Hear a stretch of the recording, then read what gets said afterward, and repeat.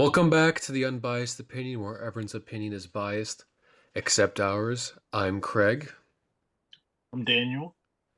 and we don't have the other guy today. It's gonna be just us two, just like our initial review for Pokemon Scarlet and Violet, which I think it was just us two. Yeah. And I don't really remember what I say in any of these episodes, but I'm 99% sure I was not too positive on it. I think, it's fun, but there's a lot of bugs and just it seems like they're technically incompetent and can't make a good. It's just very technically incompetent and hampers the game a lot. I know you were more positive on it though, right? Yeah. I acknowledge its flaws, but I still enjoyed it more than you did. Yeah. So now we get the DLC, the hidden treasure of Area Zero, and something that always annoys me is that they announced it, of course, not long after the game came out. I think it was like 2 or 3 months, and everyone knew it was coming. Just something I don't like when games kind of withhold stuff to release later as DLC. Not that you could release Didn't it this. didn't it get like leaked? Didn't it get like leaked not long after? Yeah, because I'm looking on the Wikipedia and it said it was announced in February, but I'm like so certain that it was announced a lot sooner, like maybe a week after the game came out, or two, or a month. Point is, I don't Yeah. believe that yeah, it came out November, then it was released in February, and there's no way that was, 2 months later. I feel like it was released. I think if anything, I think it was announced around like Christmas time. Or maybe I'm just not That remembering the leaks. I'm not doing our due diligence, but point is, didn't take that long for them to announce it, and I guess we had the first part in September and the second part in December, and I guess we'll get into the part one, the teal mask, because in that again, just like most of these DLCs from Sword and Shield, you just basically get a brand new map disconnected from the game, which it makes sense in some sense. You don't want to.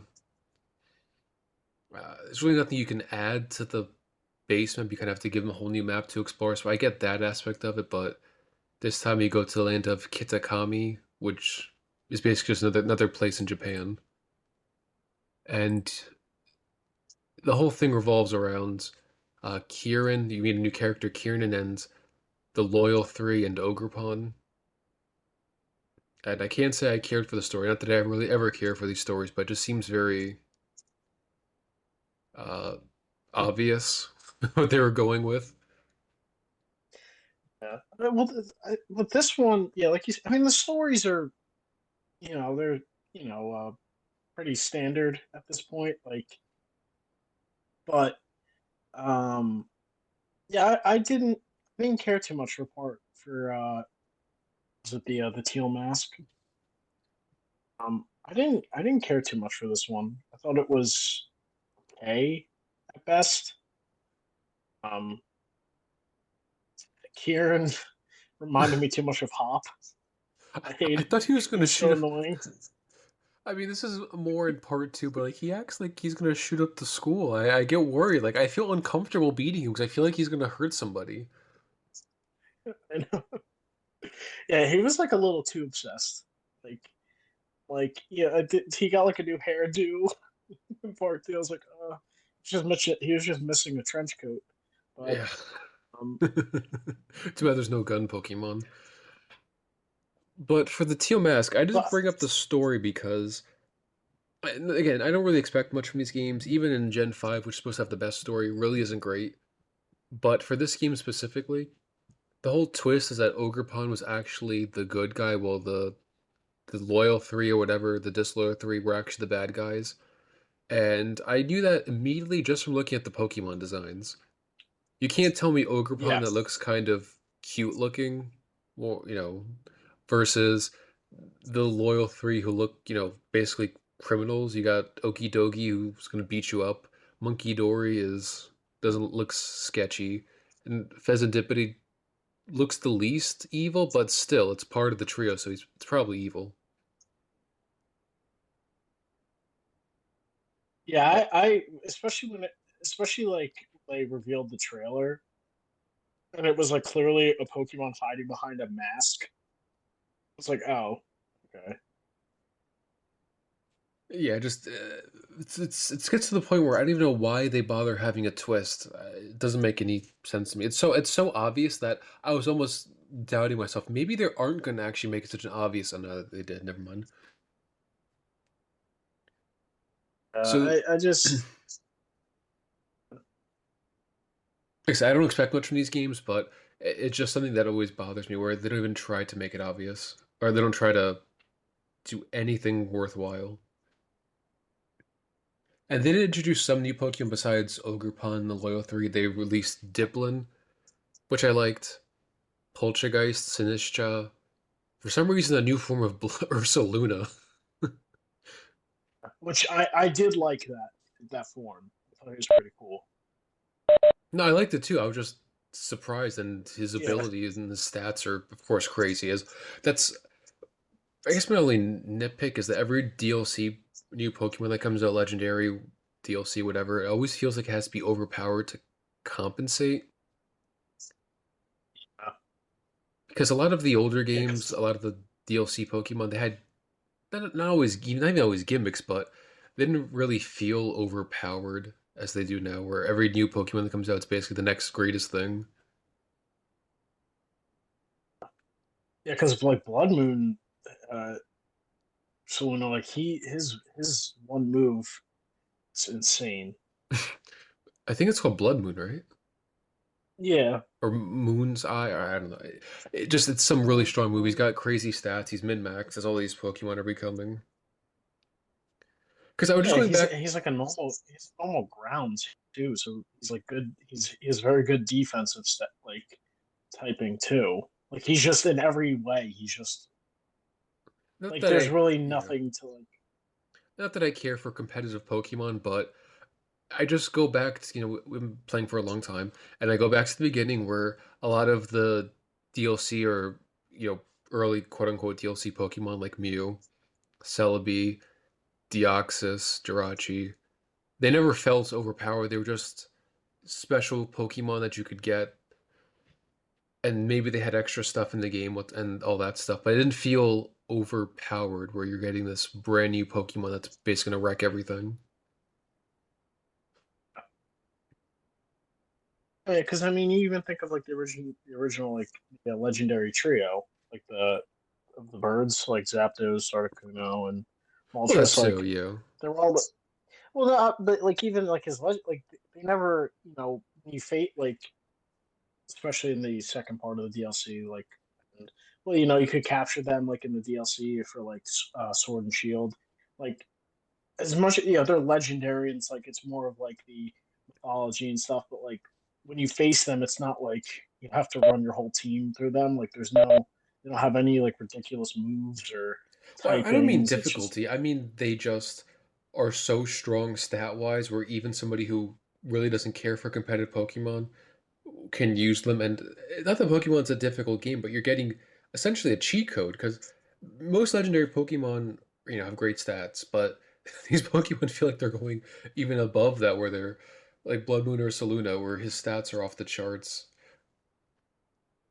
or like Terrapago. Yeah, It's it a just doesn't. special ability. It's you can literally just have that one on your team and you'll run through everything. And the game's already so easy where you can do that with basically any Pokemon, but this just seems like it's making it more brain dead, which I'm not really a fan of. Yeah, that's the thing. Like these each gen, it's just like I understand it's geared more towards children and stuff, and like you want to do some things to make the game a little more convenient, but especially like on the competitive side and like getting to like the final fights, it's eh, like it's there's not not that I'm like looking for some self some self sense of accomplishment, but in some of the older Pokemon, like when you had a battle, like the Final Four and stuff like that, like it felt like there was some strategy involved, minimalistically, but there's some strategy involved, and it was tougher. But It didn't feel like the game was almost playing not playing itself, but you have to at least put some ounce of thought into it. Where now it's all you have. I mean, even tell you which move's super effective. You just always do the super effective move, and you'll basically always win. And again, that's always the strategy. But the point we're trying to make is that it's even easier now, where there's like next to no thought put in. Because in the older games, uh, and I get some of the changes they make, but I feel like there's ways to compromise the convenience with maybe more difficulty, or maybe they'd actually start switching their Pokemon. Because Yeah. I've Well, always like, found it mind numbing where I think your rival's Nemona, or not even just her, any rival, every time you use a super effective move, like, oh man, you use a super effective move. You're so good at this stuff. You don't know the super effective moves? You're supposed to be a champion? This isn't some secret information handed down, secretly. This is, everyone should know this.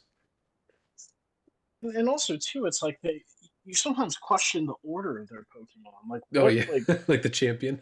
like one champion, like she saves Glamora for last, and like Glamora's special ability is like when it loses more than half of its life, it sends out toxic spikes, so that your team, like when they come in, they take damage.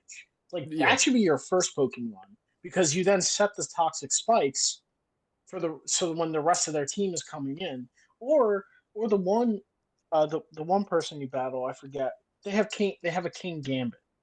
Now King Gambit's ability is Supreme Overlord, so he gains I think it's like 10% power on all his moves, each fallen ally in front of him. He should be your last Pokemon. But I was like you're facing this one person, and he's like the third Pokemon in line on their team. I'm like, that just defeats his whole power. He should be the last one because he gains all of that power. And that's the point I want to make. It's not, I don't want, because if you ever look at ROM hacks for Pokemon games, they're always not only edgy, but they're always trying to make it essentially for competitive players. And I don't think you have to do that. You don't have to cater to the competitive people who are a very small fraction of the player base. All you have to do is make some very minor adjustments, and you can make it a little more difficult without compromising the accessibility of it. Just not making it brain dead. But yeah, what do we know? These games sell, 20 million or whatever copies have been sold. I don't know the number, but people still buy it. I mean, and the thing too is like I think another thing that like part of like what you're saying is like they could also like I feel like an older Pokemon like when you got to the final bosses like all their Pokemons were much higher levels. Like Yeah, correct me if I'm wrong, but like in this when you got to Area Zero, like and even when you got to Katami, like there was no Pokemon that was like over level 70. Like they all were like 60 to like 70, like usually around like 65, are you 70, talking about and trainer like battles or the wild Pokemon? like both. Because Like in for the the older part one games, DLC. they weren't necessarily a high level. It was because you didn't have the experience share. Only one Pokemon got the EXP, so your Pokemon were typically underleveled, trying to keep everyone at a decent level. Or what I always do is always have my starter, and he's overleveled. But that's at least where the challenge was. So to compensate, I understand you don't want people to grind, so you have the experience share. That doesn't bother me, but you at least compensate by maybe having the trainer battles be slightly more difficult. Yeah, like strategically, like they're like very minimalistically, they can be more strategic, and they can have higher level Pokemon because by the time like I'm getting to these trainer battles, like now I'm battling, they all have like level 65 Pokemons. My entire team, because of the XP sharing, is a level 100. I could take one Pokemon and run right through them. Like Well, that, I could literally just I could take my Snorlax, give him like stockpile and curse, and he tanks everyone. And then like he could just one shot everyone. I just Giga Impact the entire team, and they can't do anything to me. well, that's the other You problem know? with this DLC that they released it almost a year after. Like the release date was in September and December, close to a year after the game initially comes out. If you, like us, got it around the time it came out, by the time the DLC rolls around, your Pokemon are too powerful to really have any sort of challenge that you would normally get if you maybe played the game, you know, a year later where you're able to play the game, then go straight to the DLC. So that's another problem They where I should not don't have. really like the DLC. It's they should try to build up the main game as opposed to releasing all this content later. Because again, a year goes by, we played the game, we have to come back to it, and it's you can't get the full experience because we're too strong. Not to, flex, but it's just true. If you played the game early, you're at a disadvantage. Weird flex, but okay. Yeah, I'm flexing on a Pokemon game. Yeah, I just the all those problems, and then and I think another thing too with the DLC for the part one, um, I guess you could forgive, or you'd be a little more lenient towards, the best mediocre storyline if they introduced like a new game mode or like a Anything. new quirk. Anything. Yeah, but it was just it was literally like it was just it's almost like a useless add-on, like just an extended terrain. Yeah, Um, here's this new from it, map like that's not really diverse or unique or anything. It's just basically a mountain with the forest around it. Which I don't really have a problem with the map or its look. It's just it feels not enough for the DLC. It's hard to quantify it, but I think this they should not have done two parts, especially if you're releasing the first part almost a year after the game. Like yeah. both DLCs, if you're gonna wait as long, do one shot. Like, especially when the one part of part one is weak, there isn't anything special to it. The only thing they had going for it was just bringing back like all the older Pokemons that people like. That was it. Which is also another That thing I was don't like like. That you bring it up. I was only happy that I like in this part one I was just happy like I could get Snorlax. Like that was the first thing I did. I just went and got a Munchlax, and then I was like, okay. And like the story, like I'm just spamming the A button to get through all the dialogue and everything, get to the battle, complete. It was like you're almost like you're just rushing to get through it. Like it's not even like, oh, okay, cool. Like, oh, Well, just I got my Snorlax. Okay, let's get this done. I've never been a And big then not proponent let's for wrap this story in games. mission. I'm always like that, but again, like you said, you come back a year later and you're done this dialogue dump of, oh, this misunderstood creature and my school shooter brother. Maybe maybe your brother should get good at Pokemon. Stop challenging champions. Maybe he should try to beat the local idiot first. But that's also the problem with the story, the way they write it. You don't even have a choice. They make it like we're doing this to him, and we don't really have a say in it. We're basically ruining this man's life, and we have like a smile. Our character's a smile on our face, but we don't have a choice. Like maybe there's no dialogue option. Hey, maybe you should get off the ledge and calm down. We're driving him to insanity, right? Intentionally doing it, and the story's just doing it itself. It's very weird. Because in most RPGs, you can at least, like we both played Fallout 4. There's at least choices to your actions. You can, positively or negatively affect the character. Here it's, oh, we're driving this kid to insanity, and we have absolutely no way to affect him at all. We're just driving to insanity. Yeah, and also too, like he's supposed to be your like rival in this, and it's just like he's an idiot. Like he has no claim to his rank. Like he has no rank to claim. Like it almost should have been like the sister should have been your rival because she at least was competent. But He's also it's weird, but just yeah. But well, she wasn't like that.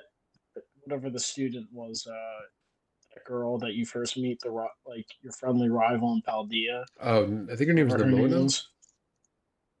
Yeah, the one who kind of like every time you beat her would like weirdly gawk at you and twirl her hair. Um, but yeah, I just and like uh, there just wasn't much to this. Like they made you wait. It was just like you made us wait for this. And this is like I'm not Like sure how it's much this matters as a complaint, but the title of the DLC is called "The Hidden Treasure of Area Zero," and this has absolutely nothing to do with Area Zero or the Paradox Pokemon. And I know people might say, "Oh, there's that little crystal atop of Kitakami." That I'm pretty sure was done absolutely last minute to have a very loose connection with the Area Zero. yeah, Because really, this the story I know it carries over into part two, but even part two story has next to nothing but to do with Area Zero. yeah until literally the very end of it. They tack it on because I guess you get to the next part, the teal, not the teal mask, the indigo disc. So continuing from our very exciting adventures in Kitakami, we now go to Blueberry Academy, which is apparently near the Nova region, whatever.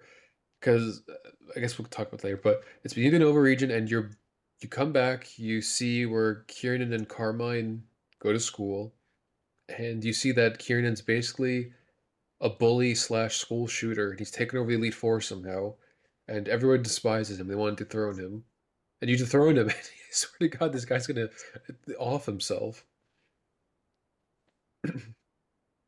Yeah, they gave him like this like different haircut to shit. Like it almost was like a Bully Maguire. I can't take him seriously because one, it's kind of comical, but also I feel like for my safety, I want to be away from this kid because if he goes postal, I don't want to be near him. Like, he was really creeping me out. I didn't like it. And I know you get, oh, it's part of the story, whatever. Oh, he's getting bullied in his own head or something, whatever. I don't care. Well, at the end of part one, like you catch Ogrepon, you defeat the trio, whatever. Like at the end, it's like after you beat, they Yeah, try to you. leave it on like a cliffhanger. He's like, "Oh, get my revenge." He like walks off, and I'm like, "What?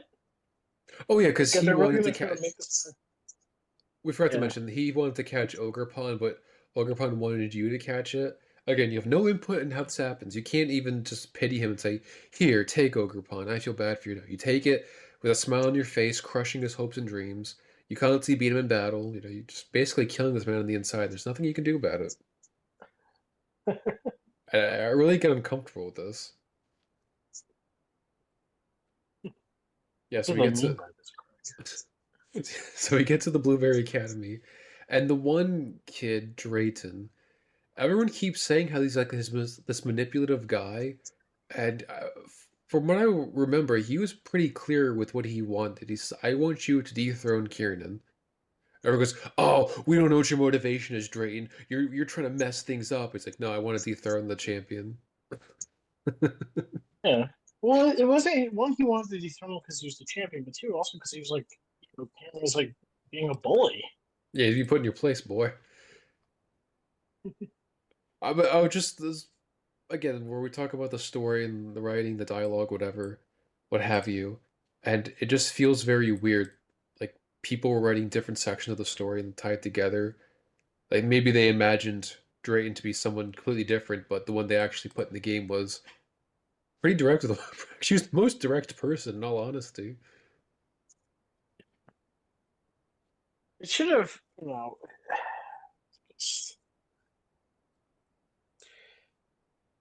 they should have just ended Kieran in part one, and they should have just left him and the sister in Kikatami. Like, there's no reason to bring them both to Blueberry Academy. Well, they were, it was a foreshadowing. That's the academy they were from and whatever. Yeah, because then after we get the whole Kieran mostly resolved, then we go to Area Zero as a attack on at the end. Oh, by the way, guys, let's go to Area Zero, and you catch Terapagos. Yeah, it was like the professor was like, "Oh, by the way, By the way, I we found have this to. book." That's what the DLC is called.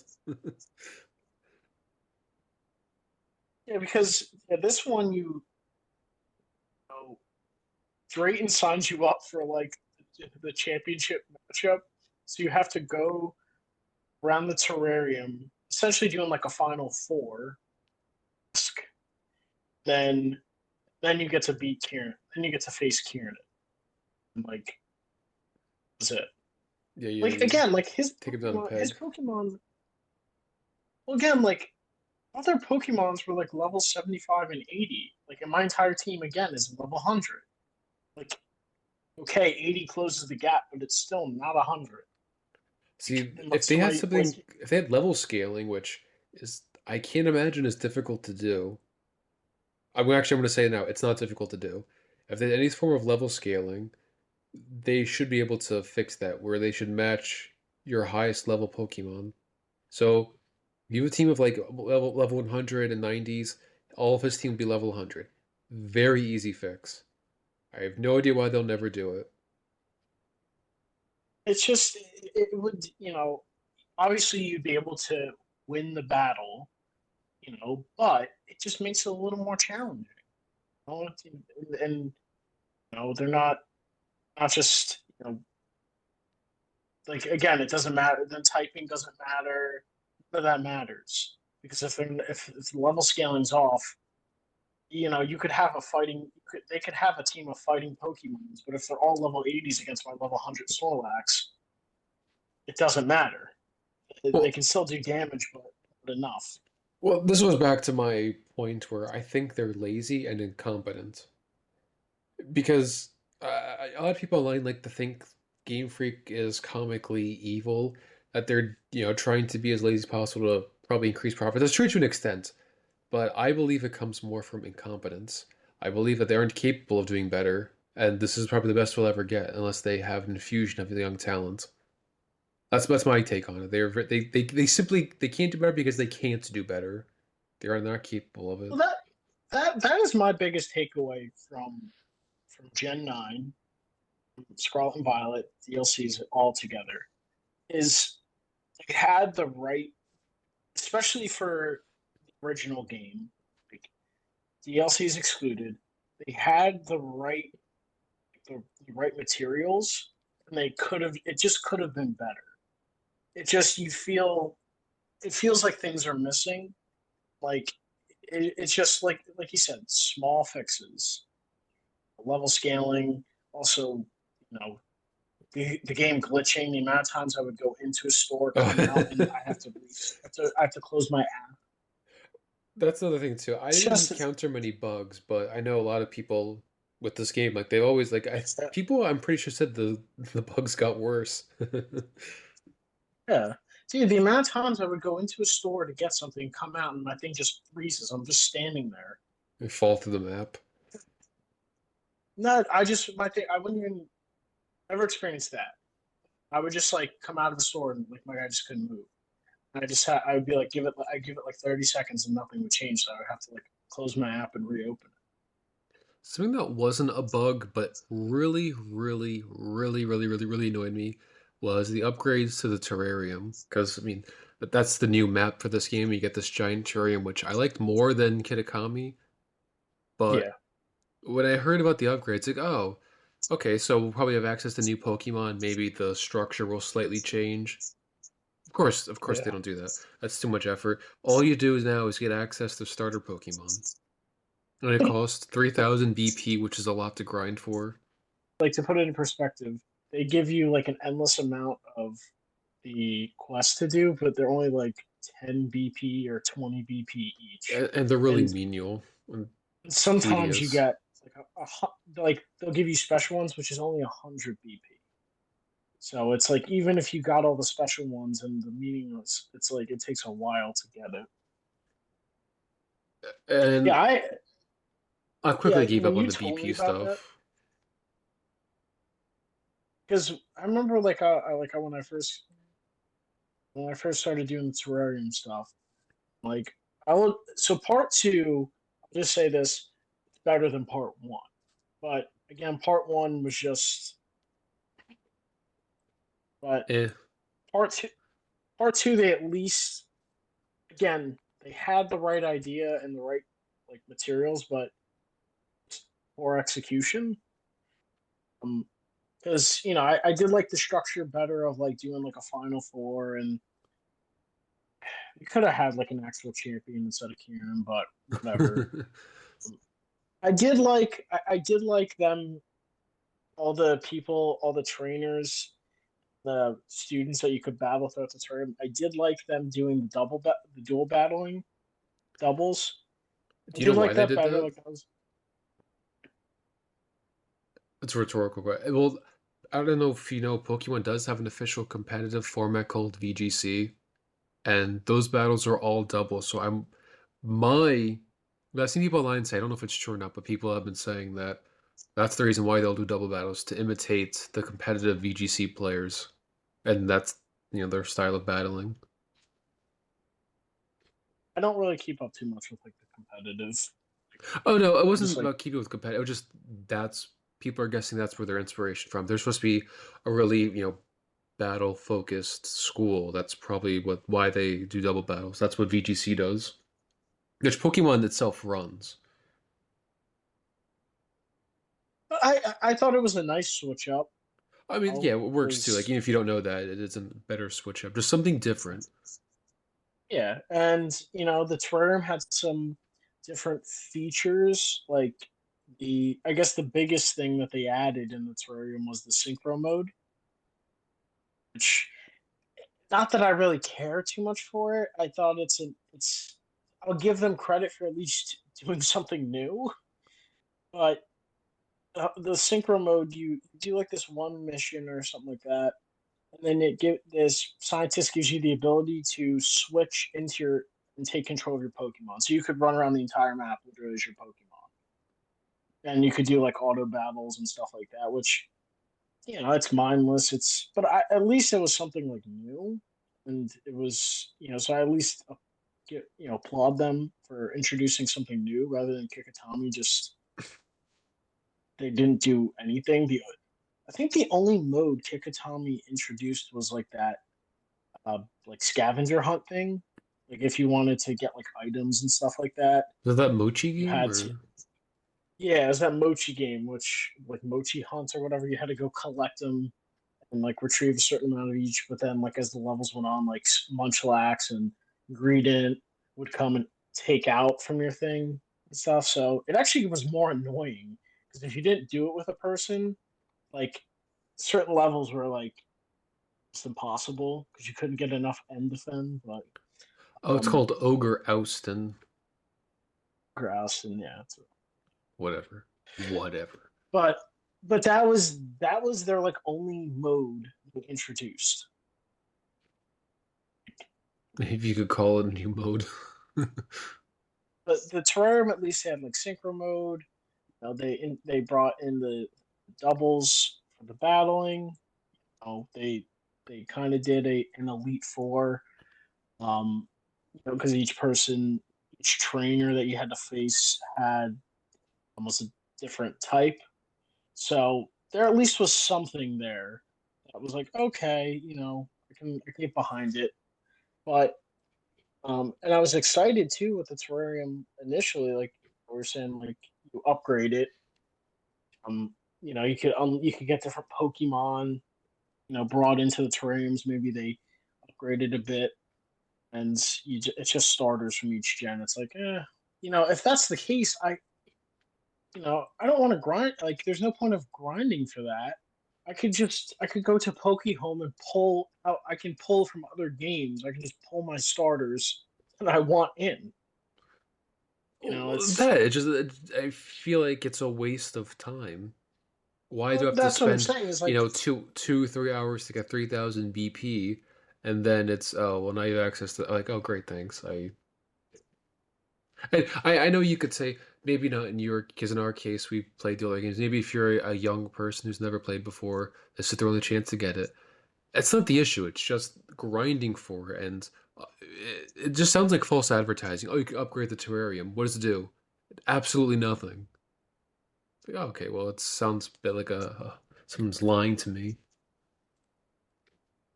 I upgraded the polar biome and it was just Piplup.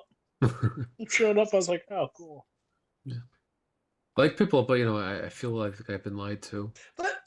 but see, that's almost counterintuitive because like I remember it was weird because I remember in the beginning of the Kikatami, when you go along the initial path outside of town to the right to go up the mountain, like where the whole festival is.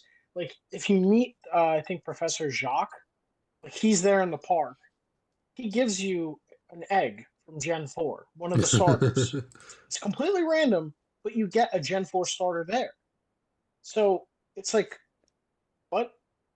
Like, it's just like, it's either just don't bring in the Gen 4 starter from that egg, or just do a terrarium that just, it just pulls in random Pokemon. Like, again, the idea and the materials are there for execution.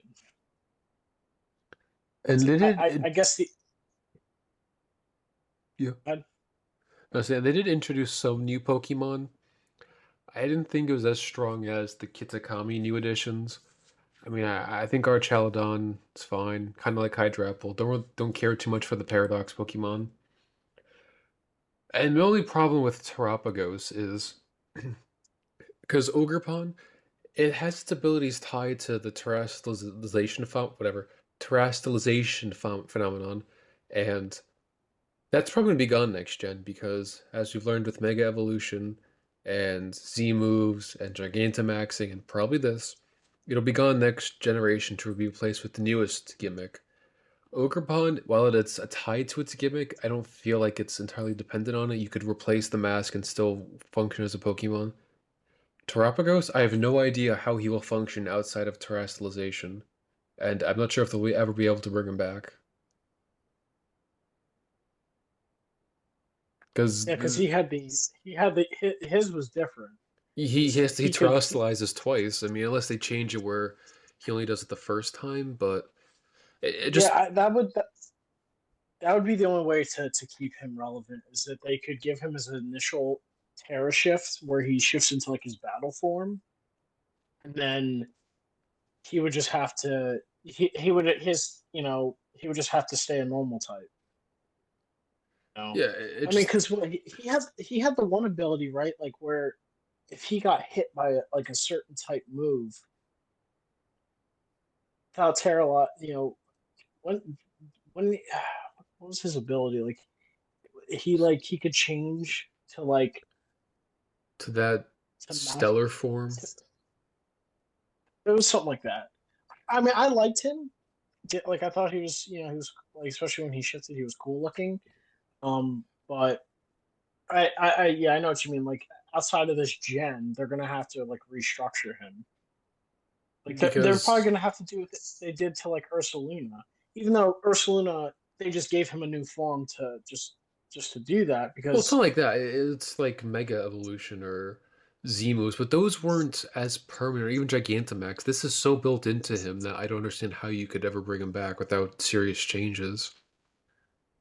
Because, like with Gigantamax, some Pokemon, it was kind of like their unofficial fourth evolution. I just remember what Orbeetle was, where it was like the bug psychic, and its final evolution was a UFO. It's kind of like its unofficial fourth evolution. That's kind of how it was for a lot of these Pokemon. It's also like Duraludon. He had the skyscraper that was kind of like the natural fit for his final evolution, but then, they don't bring back Gigantamax, so, they have to introduce new evolution in Archaludon. Which it's fine, but his I think whole gimmick is being a building like in Kaiju. It's not really a bridge. Kind of related, but not really. That's just my thinking. Because even like the Paradox Pokemon, who I mean, they can be brought back, but do you really want them back? I don't know. I just think it's better. You know, I'm not like I like more of just the original form of Pokemon's and their typings. Like I don't care too much. I'm not against it. I just don't personally care Oh, like the alternate for like forms. yeah, like the Hisuian form or like it's just the fact that it's like oh you can get a regular Primeape and then not like I don't, I don't know. Oh, I know, yeah, because That's that's That's let's. why I feel like I think it would be better to just create entire new Pokemon, add more to the Pokédex than just giving. I think that's. I feel like at times it can be a bit of a cop out for them, like more of into their like incompetence and laziness. It's like, oh, instead of designing, an additional 20 new Pokemon, like cool new Pokemon, like we'll just re-upgrade this form. It's like some of the Pokemon you don't need to keep re-upgrading their form. Like they're OGs, they're classics. Like, leave them as they are. It's different for like, and I'm not talking about like Gigamaxing or terrestrializing. Like that's fine because each game has its gimmick. But like giving them a Hisuian form or a Aloha form, like why does why does Doug Trio get a like Hisuian, like get an Alohan form?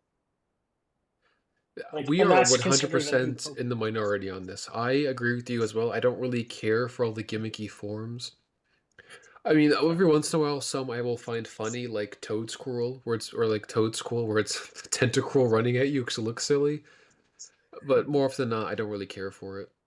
Well, I just think it's because they consider that part of the new gen Pokédex, but it's like, it's essentially giving a team an alternate jersey. Like, it's still the same thing.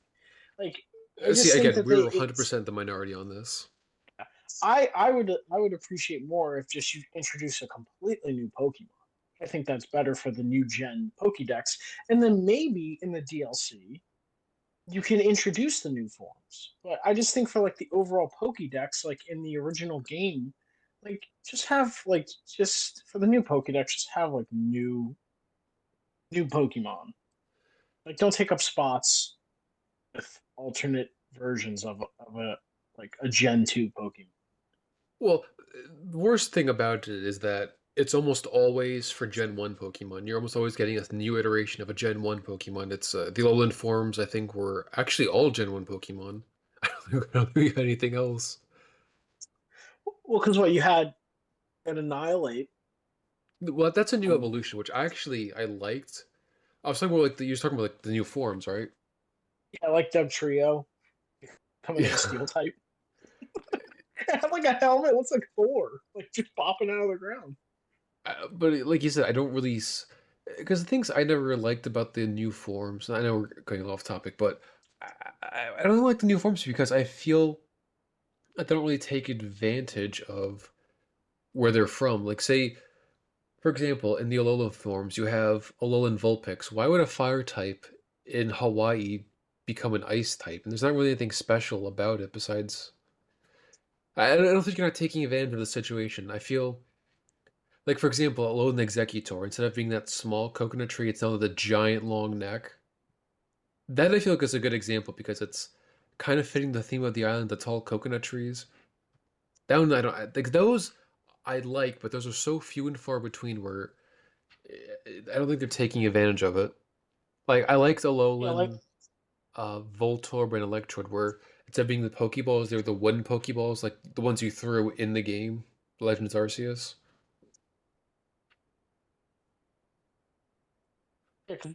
Doug Trio didn't have it had like a Steel type. It was a Steel type, but it just they gave it like a surfer's hair. Like, why does the mole Pokemon have a surfer, like long surfer blonde hair? Yeah, that stuff I just don't for. That's always been my complaint. I don't really care for the forms because I don't really see the point with many of them. You're just trying, like you said, just give them a new coat of paint, and hopefully Because people will. didn't they do the Aloha and Sand Slash? Or Yeah, was that was. that from another? Yeah, Yeah, that it was was. ice. It was an ice type. Yeah, I have no idea why.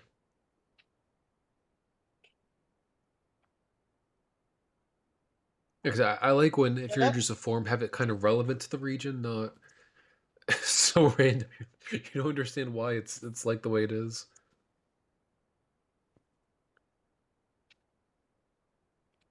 because then didn't they also? It's one thing if they do like. I know like they had, for like the Terra battles, like they had special events so you could catch special forms. That's different, you know, because I think they had. think one of them was they had like Hisuian Typhlosion. I know people really like that form of him Really? from Arceus. So ugly. But I mean, I prefer his original, just Yeah, the it's a flames classic. just shooting out. But I think they had, I think that was one. Like, but if you're gonna do like the alternate forms, like stick them in like the special battles, like like oh you can catch it here, like It's not even that. I feel like you were saying it's just a way to repackage old designs, which we all love our Pokemon, but I don't like having to like I don't like all the Gen 1 Pokemon constantly getting the spotlight. I don't really care for all these new forms where it's really just not that much of a difference. not I like know I know we're the minority on this. I know people aren't gonna care, but I can't say I I, care for it. yeah I like yeah I don't, especially when it's like I try to I know you're like this too, like you try to have more of a just a Gen 9 team, like Yeah, when a I get a Gen new team. game comes out, I want to use new Pokemon. I don't really want to keep reusing the same ones over and over again. Yeah, like I told you, the only one I consistently have on my team because he's my boy is Snorlax. But everyone else, the rest of my team is all that gen. So like Snorlax is the exception, but I like to have the rest of my team like the gen. So that's why I don't care for like excuse me like an alternate form of Gen 1 Pokemon because I'm not using them, and I just don't care. Like like you said, we're in the minority. Well, because So, people, but they want to see Gen 1 Pokemon every single time they play a game. Because I know we mentioned this, Gen 5 infamously had like you could only use the new Pokédex, so you couldn't use any, Gen 1 or the Gen 4 Pokemon.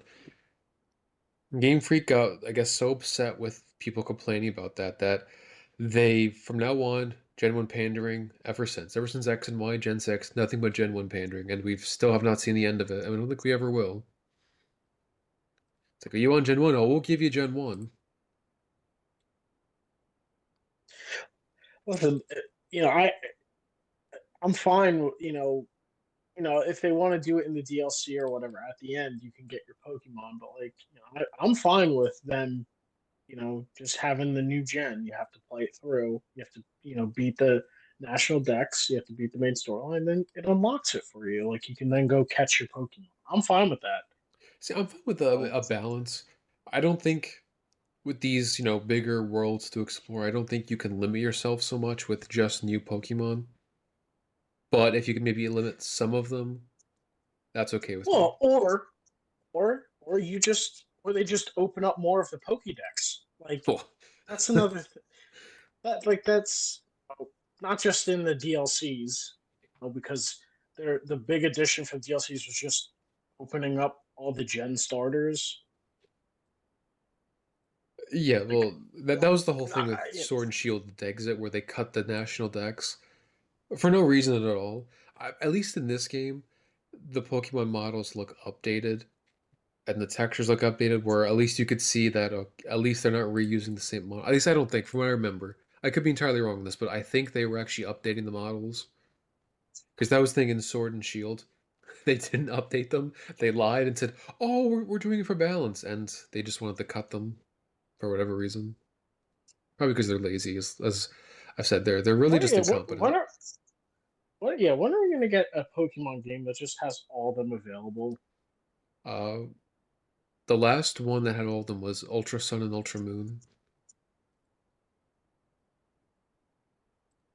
So I have that one on deck to play, so never leave it.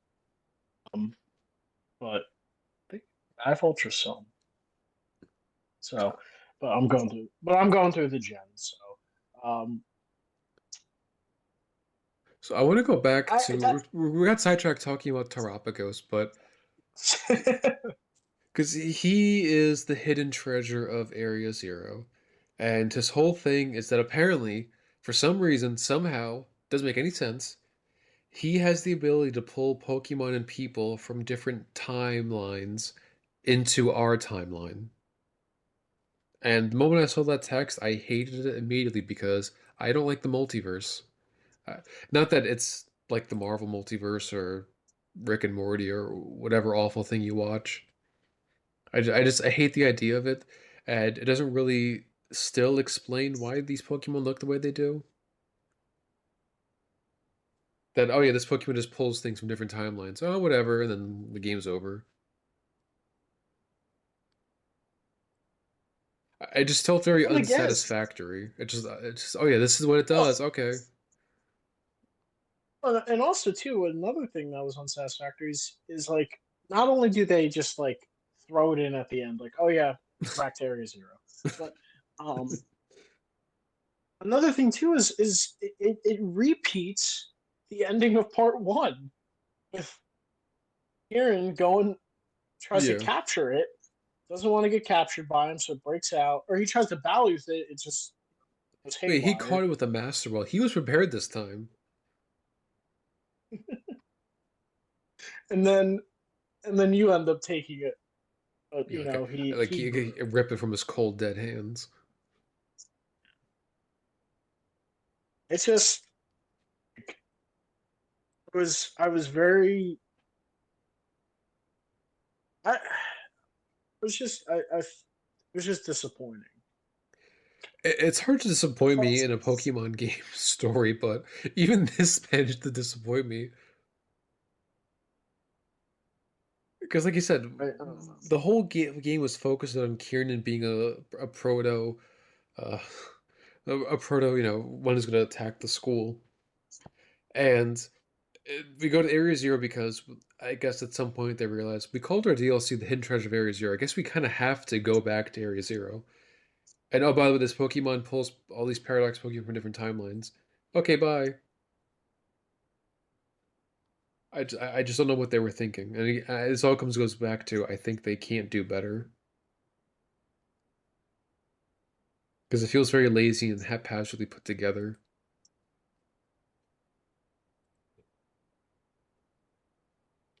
Yeah, like that's the only thing I could say with part two is like has like things for you to do. Well, another thing they threw in that really just serves no purpose.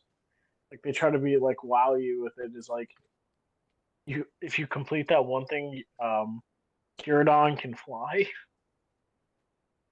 Oh yeah, which I didn't. Yeah. Like there's really no purpose for it. Just once you could fly, you just fly up to the big ball in the middle and get what's on top, and that's it. Yeah, I didn't. It just feels weird. Why is this ability an ability now? I shouldn't this have been an ability in the. I mean, I guess you couldn't do in the base game because it was a very flat map. There wasn't the verticality that you had in the DLC, but still, it just feels like a very weird addition. Just again, very underwhelming. And what I also found very odd was after the DLC, you you get this free item event, Mochi Mayhem, where they introduce a new Pokemon, Pecharunt, which Yeah, you have to go back. You have to go back to Kikatami. Well, actually, no. First, you have to go back to your home in Paldea. Then you go back to Kikatami. yeah, which funny enough, as dumb as it was, I thought this would have been a better story for Kitakami than their original story. Oh, this Pokemon Yeah, is like taking control of the island. Yeah, you gotta free them. yeah. That actually would have been a much better story. Like they saved the best for last. It definitely wasn't on Everyone's kind of purpose. like everyone kind of turned into like these like weird chicken zombies. They're doing like their dance mochi mochi, and you have to like battle them to free them. Like that's a clever idea. And it's like this monster. It's sinister enough for a Pokemon game because it's still like a kid's game. They're in the chicken So dance. yeah, yeah, it's mind controlling them, but it's making them just do a chicken dance and you keep repeating mochi. So I thought that would have been fun. Like that was at least a little bit more fun. Like, I I agree. didn't Maybe because it personally was care. free, but I didn't feel like I wasn't as angry or as wasted my time as the other DLC. Yeah, because I wasn't annoyed doing it. Like I'm annoyed. Like I was annoyed in Sword and Shield when I had to keep battling Hop. I was annoyed this game when I had to keep battling the DLC. I had to keep battling Kieran. Like just go away. Like Like it's I said, just please go away from me. I do not want to be in your line of fire. Yeah, this definitely felt like a better side story because that's what I feel like.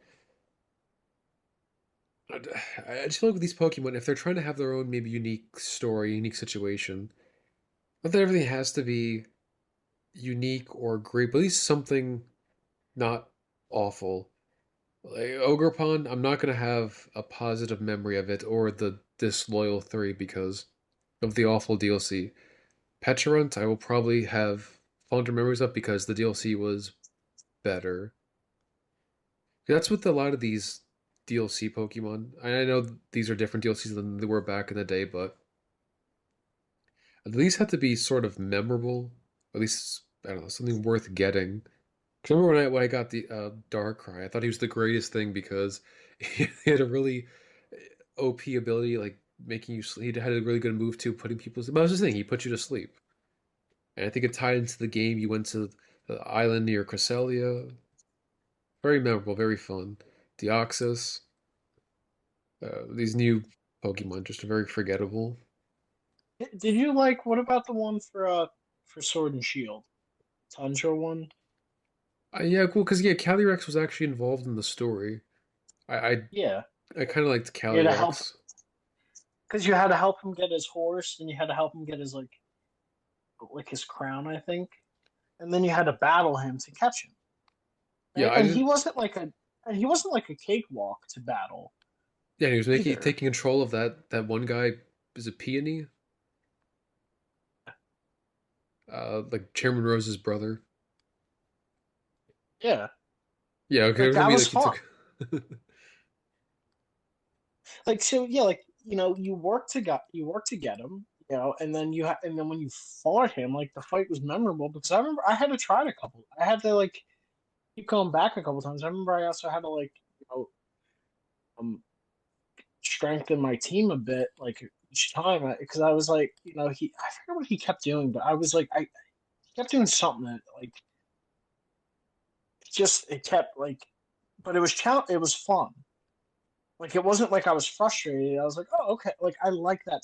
It's a bit of a challenge. Like okay, then you have to like I'm setting in this Pokemon first. Like this,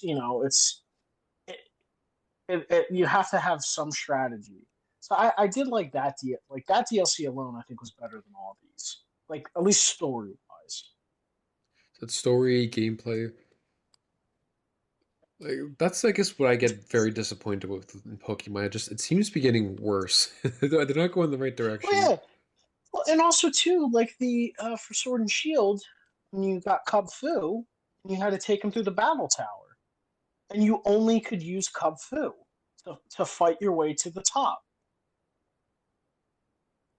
They're kind of bonding with him which you really don't get these days. You kind of get the Pokemon at the end, and at that point, there's not much of a reason to use them anymore. And There's again, no attachment.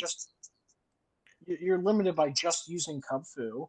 These trainers each have like a couple Pokemon, and I don't even think you can like heal him too.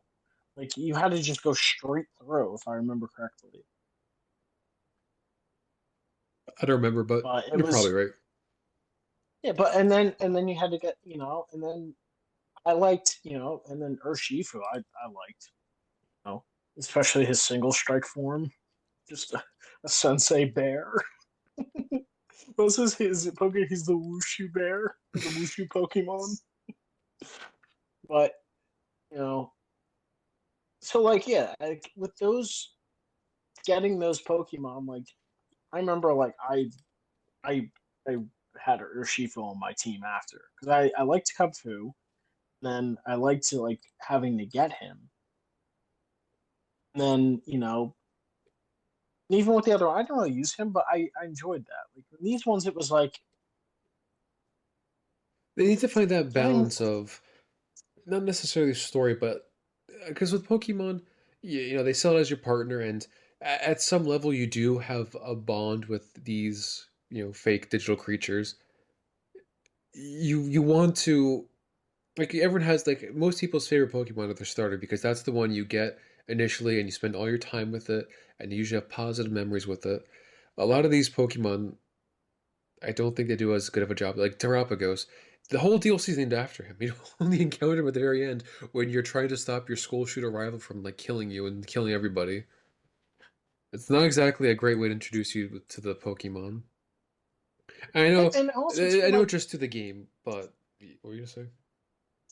well, I was gonna say is like, on your way to Terrapagos, like you go into this to a deeper part of Area Zero, and it's not any different than the original deep part of Area Zero. Like it's just caves, crystallized caves. It's the exact same You thing. got down, mhm. And then you're doing, like when you have to like you have to battle a terrestrialized Pokemon to unlock the next part of the cave. And it's not like you're battling any new ones. You're battling. I think you battled like Noivern. Um, you did battle Garganackle, but it's like you're just battling terrestrialized Pokemons. Yeah, something very they can easily just copy and paste and throw it in. Yeah, it's not like, see, again, like they could have, like maybe Terrapagos was hurt or he was limited. He couldn't Terra Shift, so but you had to use him to fight terrorized Pokemons to get part of his power back till the end. And then you'd have to battle him to catch him, fully Just, catch him in his form. just something. Yeah, that would have been better. But instead, you run off, you have your team, you go battle these terrorized Pokemon, which again they're not that high of a level compared to level 100, so you just run right through them, and then and then you battle. Like Terrapagos didn't pose me a threat at all. Like I kept, you had to keep knocking him down a peg, but that was it. And then same with a Pinscher run. Like I think I might have like two shotted him. Wasn't that strong. Oh yeah, that But goes back again, to like the difficulty. there's nothing memorable about him except he was just on top of like a tower, just mind controlling everyone into chickens. Like, you know. Oh yeah, So like I said, I just think they're going in the very wrong direction. I feel like every game's just getting worse as their spaghetti code is falling apart. The games are falling apart. I think I don't know. It's like a real infusion of better talent. Because I don't want to say new people, just need better talents. Because something's yeah, got. But then again, they probably never will because how much did Scarlet and Violet sell? Like 20 million copies. yeah, So as much as we complain, I mean, they keep selling better. As the worse they get, they're selling better and better. So it's never going to end. Yeah, they sold 23.3 million copies. It's never going to end.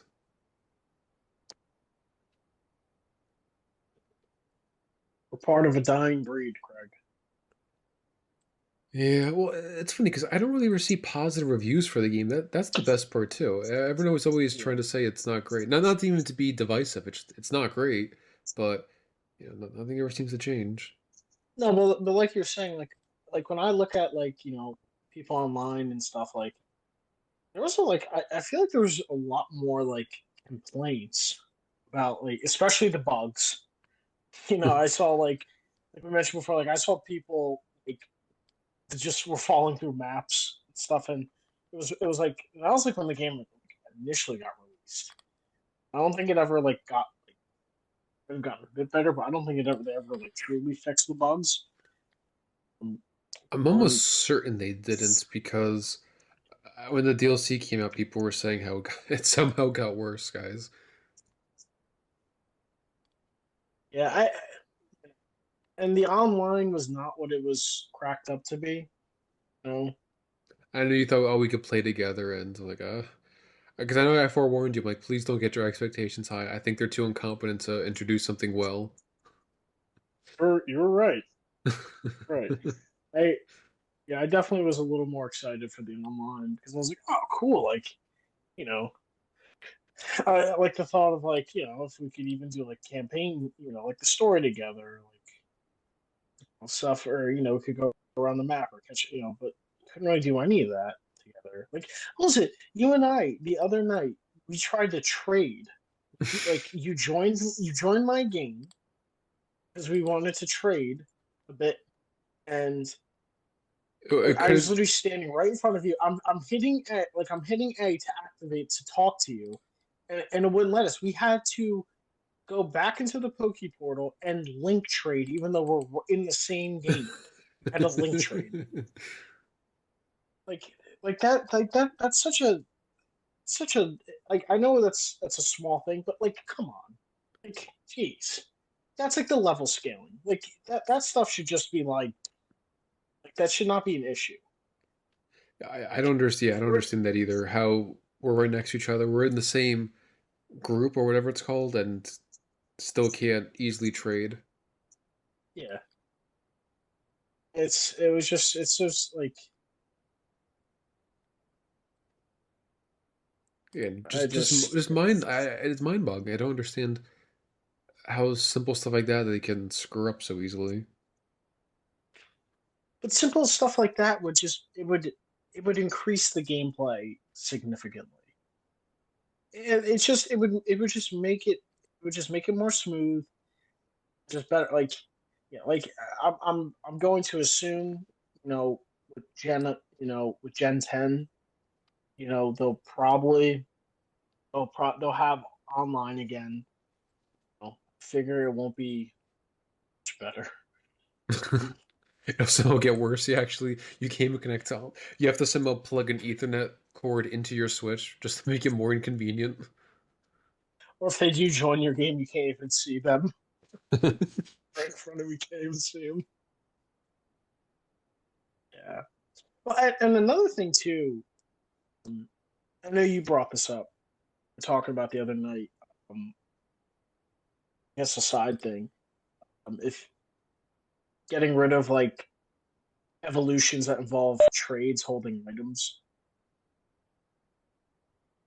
Well, yeah, because they got rid of it in Legends Arceus. They had the generic. All the item just worked on the Pokemon itself, and I don't know why they won't just change it. Yeah, yeah. It was the link cord. Just had to go to that market in the town to that old lady, and you just had to buy a link cord. Then you could use it on like Gengar, and they would automatically evolve. Yeah, or like in that game, there's Steelix. You just give them the metal coat instead of trading with the metal coat. Yeah, Yeah, I'll especially never with like understand. especially with how dysfunctional their online is. Like, yeah, it'll get worse. Like, you go to a trade to evolve your Pokemon, they don't even make it to the other trainer. It just like disappears into the cloud. What do you mean doesn't make the trainer? Where does it go? Oh, Yeah, they say 1 in 5 Pokemon don't even make the trade.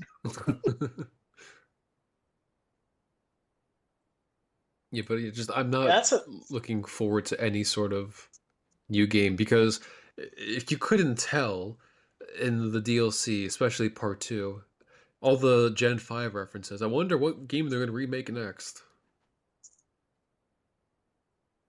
And I have absolutely zero expectations for it. I imagine it's going to be even more disappointing than this, even more disappointing than Brilliant Diamond and Shining Pearl. I can't imagine how they're going to top themselves. I think this is worse than Brilliant Diamond.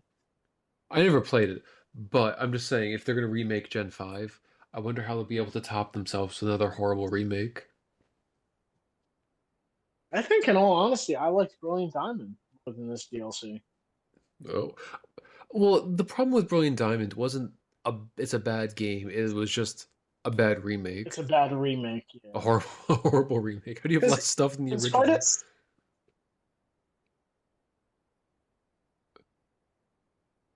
Hello. Yeah.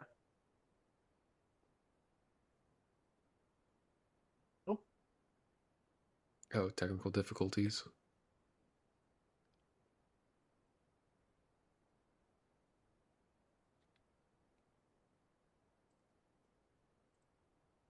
Hello.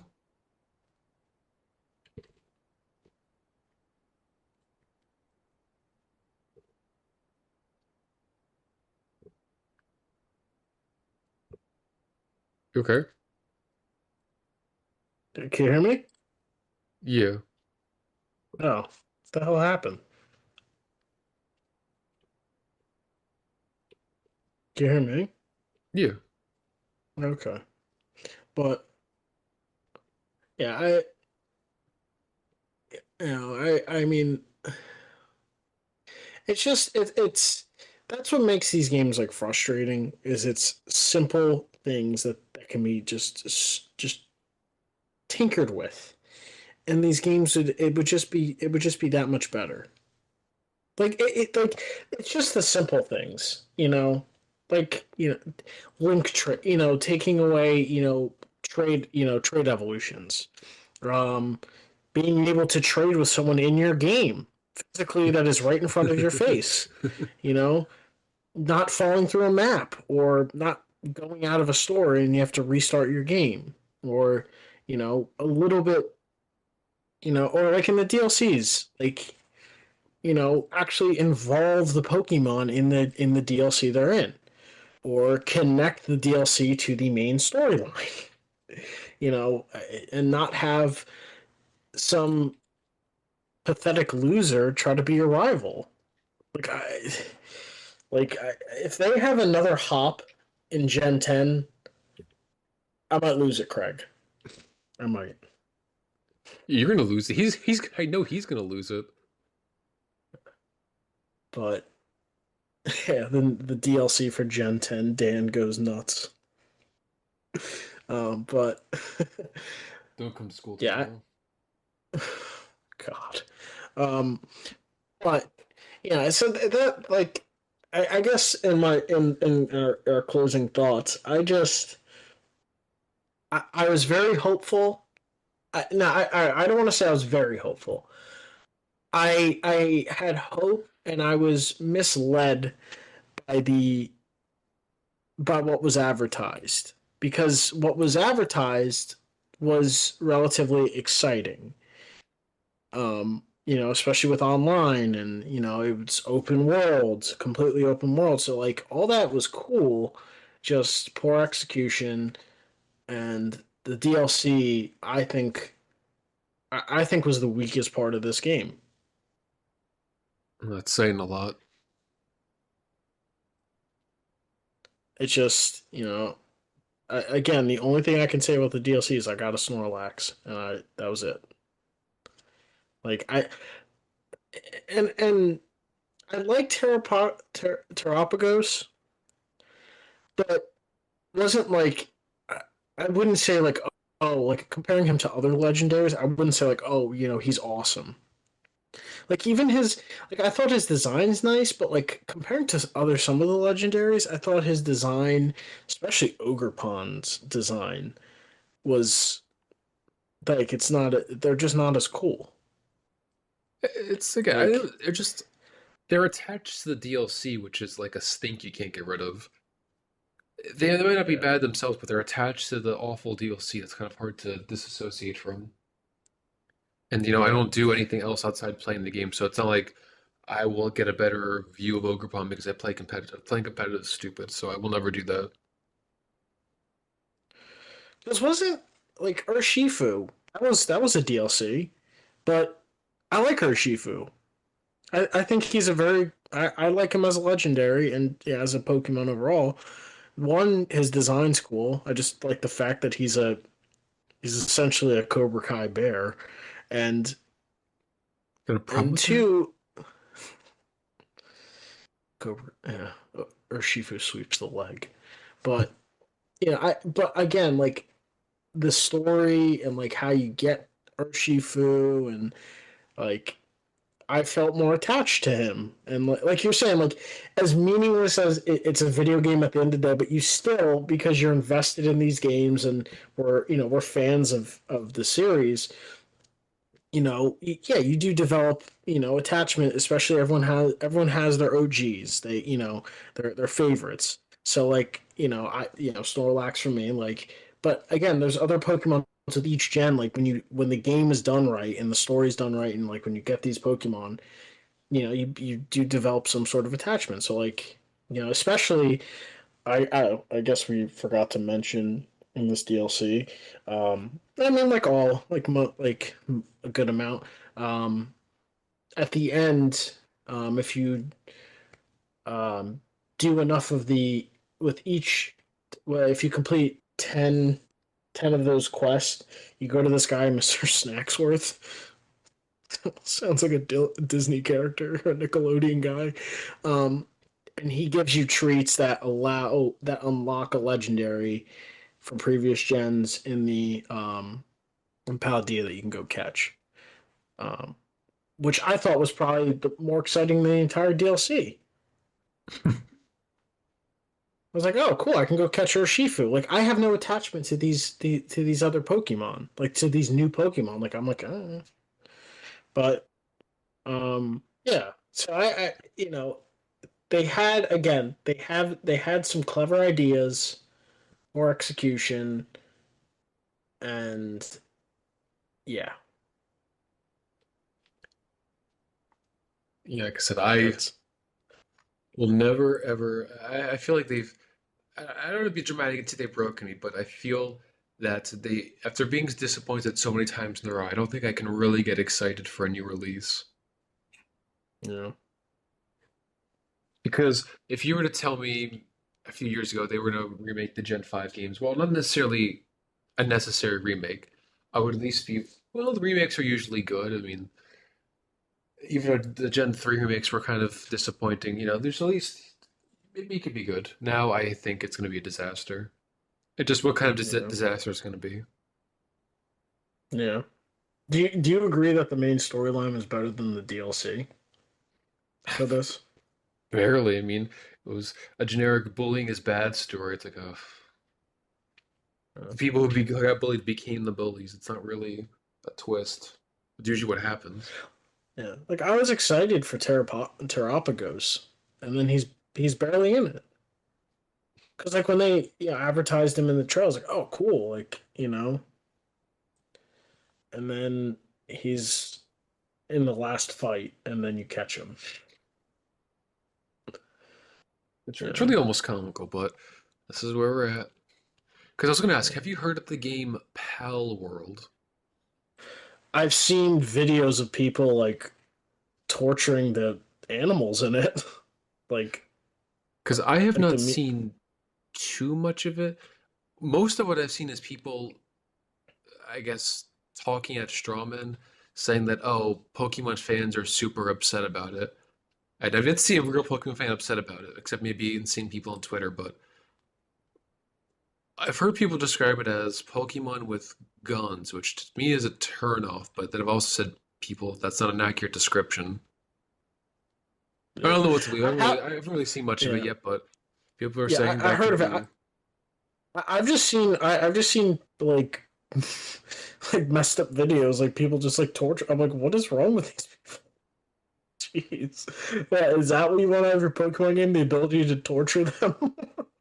Well, because when I heard Pokemon with guns, I always that's the kind of thing where I'll roll my eyes like, okay, so it's just some edgy version of Pokemon. Yeah, did Zack Snyder promote this video game? Did he produce it? All the fight Anytime scenes are in it's slow mo, and it because it's not just this game. There's been ROM hacks of Pokemon games, and they'll add like a bunch of curse words and risque stuff into it. It's just why? I mean, you're missing the point of the game. I yeah, don't know much about it. I was wondering if you've heard it or played it. no, no, I've heard of it, and I've seen like that. Those like, but other than that, no, I don't really. Like I heard, like when I heard it, and I was like, I don't really have like an interest in this. Isn't it? Was it on Steam? Well, I think it's an early access, which means the game's not actually done yet. No. I mean, if the game comes out and maybe it's different, give it a chance. But we'll see. Let me stat that what it's on. I'm pretty sure it's on Steam. I think it's an early access, which I will never, ever, ever buy a game in early Oh, access. it's for Xbox and Windows. For Microsoft Windows, Xbox One, Xbox Series X and S.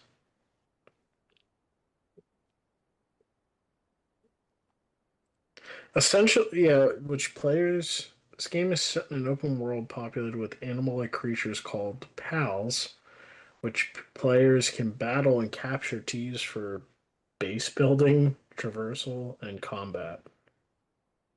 Yeah, it's through Steam Early Access. I'll never play a game in Early Access, but maybe when it comes out, I could give it a chance. But who knows? Yeah, we'll Because see.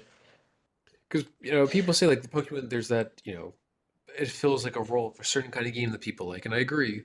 The Nintendo released a lot of games that there's only not really much competition, but maybe if there's actual competition with the Pokemon Company, I mean, I doubt they'll ever have a hit in sales where they won't make a profit. But if it could somehow make them clean up their act, I would welcome it with open arms. Yeah, yeah, I am not opposed to it. Just, just make a better game, man. Hire technical people. If you give Again, me it's enough just money, I'll simple do it for things. you. So, Craig, what are your final thoughts? Mid. And I admit it was worse than mid. It was just disappointing. It's kind of hard because I had really low expectations. It seems we just have low expectations in general. The way the world has come to. Can't get excited for like movies anymore. Video games, sports. Well, that's a different reason.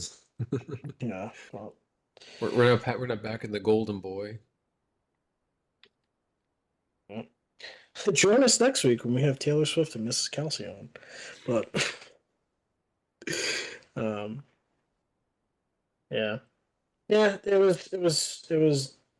was disappointing. Um, that's really the only word to describe it. Yeah, but I guess this has been the unbiased opinion, where everyone's opinions are biased except ours. I'm Daniel, I'm Craig.